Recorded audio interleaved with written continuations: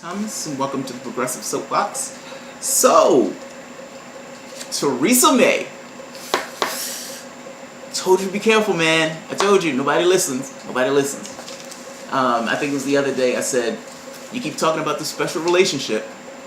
It got the previous one in trouble. Be careful. Brits slammed Theresa, the Appeaser, May for refusal to condemn Trump's refugee ban. Ooh, that's not good. That's not good at all. Now, so Theresa May came last week to the United States to visit with Trump. And for the most part, the conversation was supposed to revolve around jobs. Britain is leaving the EU. Because they're leaving the EU, they're going to need an additional trading partner to make up the surplus. They think America, for the most part, will be a good bargaining chip in that to strengthen their hand in their negotiations with the European Union. Everything's straightforward, makes sense. But that means that she has an incentive.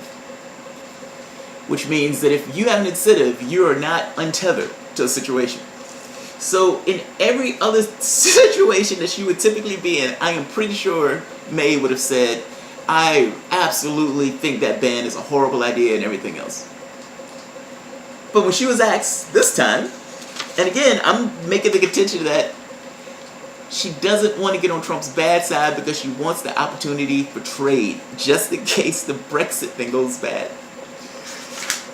So they asked her, this compromise woman at this point, so what about the Muslim ban? I mean, are you okay with that? The United States is responsible for the United States policy on refugees.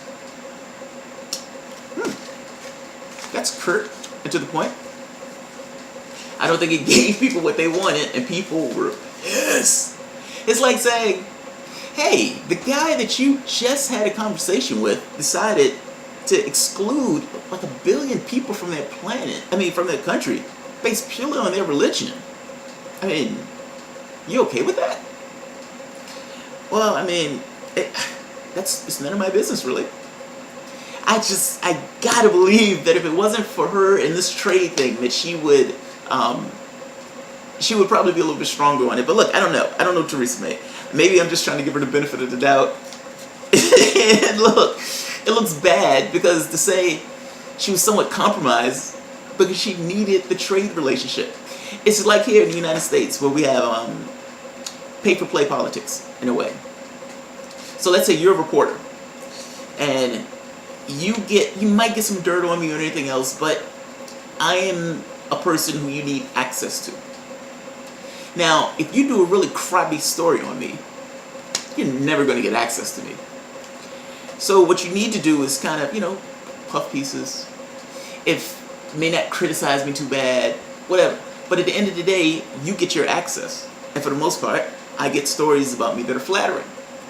Now, in this case, it's similar in the sense that she needs the trade relationships with Trump. Keep in mind, they've been hitting her over and over and over again about Brexit. Brexit, Brexit, what's Brexit? What's Brexit? What kind of deal are you going to get from Brexit? Hard Brexit? What? What do you mean a hard Brexit? They have the Scottish Party bashing her over and over again. What kind of Brexit are you doing? What kind of Brexit are you doing? You're going to lose trade. We don't want to leave the EU. She's under some pressure. She's under some pressure. And part of that pressure is she needs to negotiate a decent deal with the EU. And she knows full well that a large percentage of Britain's trade is with the EU. If she's going for a hard Brexit, those negotiations need to go well, or it's going to hurt. That is on her shoulders. So if that's on her shoulders, that's the situation you find yourself. You're the Prime Minister. This has been put into your lap, and you need to get Britain through it. Stiff upper lip and all. And there's a loathsome figure on the other side of the pond. Has, for the most part, maybe the keys, or at the very least, an opportunity that may keep your country afloat in the meantime, or at the very least give you a better bargaining chip with the EU. And that guy decides to ban Muslims from his country. What do you do?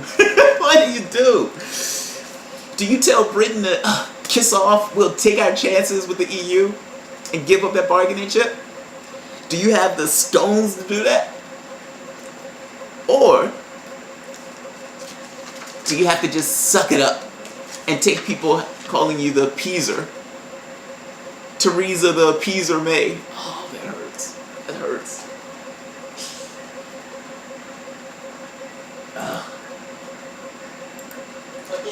This happened today. There's a very important page on a website where it shows the lists of presidential visits to the United Kingdom. Can the Foreign Secretary confirm that George W. Bush was president for more than 2 years before he made a state visit, that Barack Obama was president for more than 2 years, and that many previous presidents didn't have state visits at all, although they did visit this country in their duties? Why on earth has Theresa the Appeaser got him here within a few months?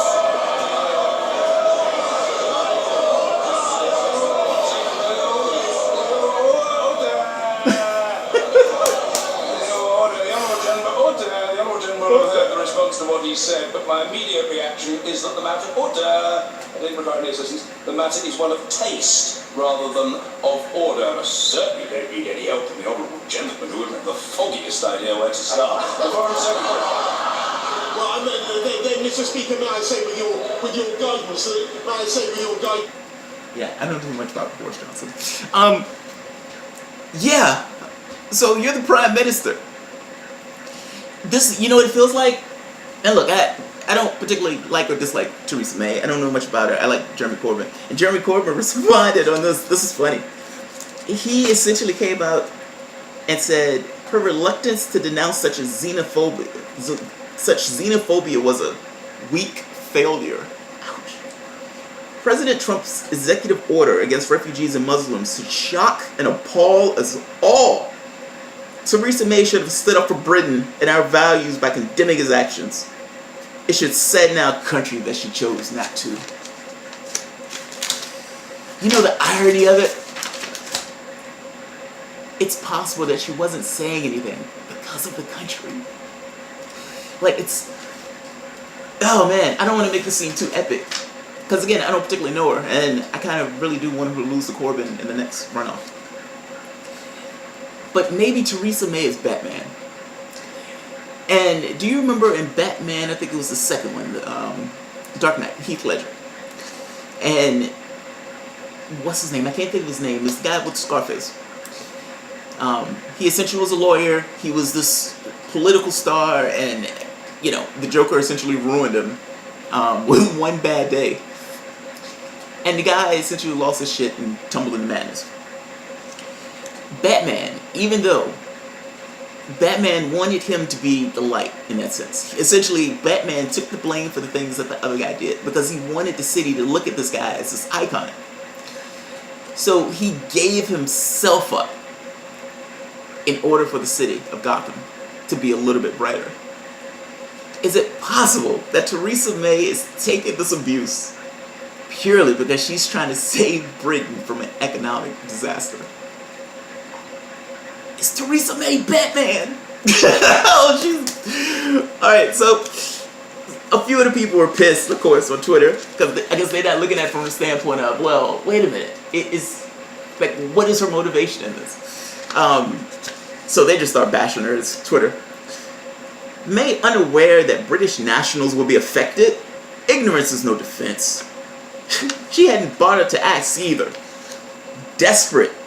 Theresa the Appeaser makes me deeply ashamed of this country. We should have courage to stand up against something so patently wrong. It takes a strong, courageous person to stand up to a fascist bully.